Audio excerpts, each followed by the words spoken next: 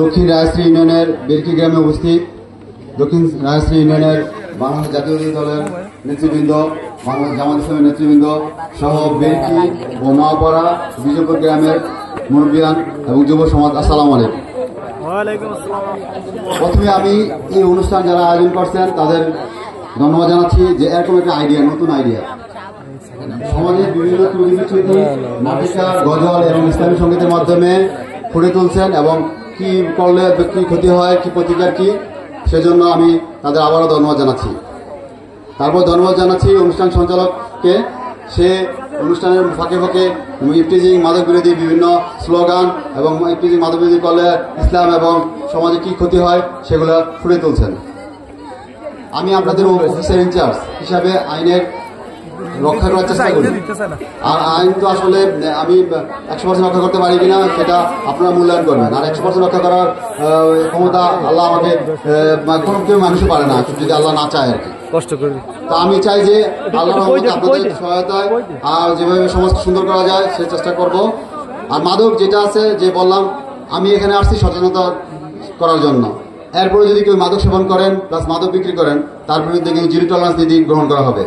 আর আমি মাদক সহ যদি কারো ধরতে পারি তাহলে কিন্তু ছাড়ার প্রশ্নই আসে না এবং সে আইনের আওতায় আসবেনি। আইন হলো আপনাকে আমি জেলে পাঠালাম, আপনি জেলে গিয়ে আরো 2 জন ক্রিমিনালের সাথে অ্যাড হলেন, আরো বড় মাদক ব্যবসায়ী হলেন।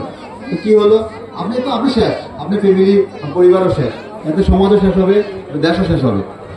মাদক সেবন করলে কোনো লাভ আছে? কোনো লাভ নাই। আপনি ইহকালও পেলেন না, পরকালও পেলেন না। তো লাভটা, ক্ষতিটা কার হলো? আপনার ফ্যামিলির হলো, আপনার বাচ্চার হলো। আপনি দেখেন তো আপনার বাচ্চা যদি মাদক সেবন করে কেমন লাগে। তা আপনি এটা করবেন কেন? করেন না প্লিজ। আর ইফটিজিং, আর যারা সেবন করেন বা ইফটিজিং করেন তারা কিন্তু আমাদের সমাজের অংশ, আমাদের ভাই বোন আত্মীয় স্বজন। আপনি ইফটিজিং কেন করবেন? আগে নিজে যোগ্যতা অর্জন করেন, আগে লেখাপড়া করেন, লেখাপড়া করে যোগ্যতা অর্জন করেন, দেখবেন যে আপনার আল্লাহর রহমতে আপনি কপালে থাকলে বা তকদিরে থাকলে ভালো কিছু পেতে পারেন। তো ইফটিজিং করার দরকার তো নাই। বা আপনি ধরেন তো ইফটিজিং করলেন, কিন্তু আপনি বোন কেউ যদি ইফটিজিং করলো তখন কেমন লাগবে? খারাপ লাগবে, নিশ্চয়ই খারাপ লাগবে। তো নিজে বোন, মা বোনের চিন্তা করে এগুলো পরিহার করেন। আমি আশা করি এই সমাজে এগুলো ওরকম আমি শুনিও নাই, হয়ও না।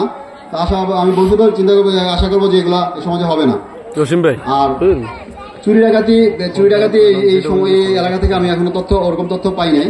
তো আশা করি সবাই সজাগ থাকবেন, সচেতন থাকবেন, নিজের নিরাপত্তা সতর্কতা নিজে নিশ্চিত করবেন। আর একটা বিষয় না বললে নয়, মোটরসাইকেল অ্যাক্সিডেন্ট হয় ইদানিং, বা রাস্তাঘাটে অ্যাক্সিডেন্ট হয়, এটা সতর্কতা অবলম্বন করবেন। আর আপনার ইয়াং ছেলে আপনার বায়না ধরছে যে একটা মোটরসাইকেল কিনে দিবেন, আগে দেখবেন যে সেই মোটরসাইকেল চালাতে পারি কিনা, বা চালালেও মোটরসাইকেল আপনি সেফ হেলমেট ইউজ করবেন। তারপরে না, আমি সবসময় বলবো যে মোটরসাইকেল তার দিবেনই না, সে হাঁটলে তার শরীরটা ভালো থাকবে, মোটরসাইকেল কেন দিবেন? আপনি দেখেন তো ম্যাক্সিমাম, আমি আজকেও চাঁদপুর সদরে একজন মারা গেছে, আমার এলাকাও সেদিন মারা গেছে, একেবারে বিদেশ চলে যাবে, একটা ফ্যামিলি শেষ হয়ে গেছে। একমাত্র বজন কম ব্যক্তি, সে মোটরসাইকেল চালাতেছিল, হঠাৎ করে ডামটা গেছে, তার মেরা দিচ্ছে। সে যদি মোটরসাইকেল, হায়াত তো আল্লাহর কাছে, ঠিক আছে, কিন্তু আমাদের তো সতর্ক হতে হবে, সাবধান থাকতে হবে, ঠিক না? এইটুকু করেন যে ইয়াং ছেলে বানা ধরলে যেমন মোটরসাইকেল না কিনে দেন, তার বুঝাবেন, মোটিভেশন করবেন। সবাই সমাজের চিন্তা করবেন, পরিবারের চিন্তা করবেন। আর পরিবার ভালো থাকলে, নিজে ভালো থাকলে সমাজ অটোমেটিক ভালো হয়ে যাবে। ভালো থাকে সবাই, আসসালামু আলাইকুম।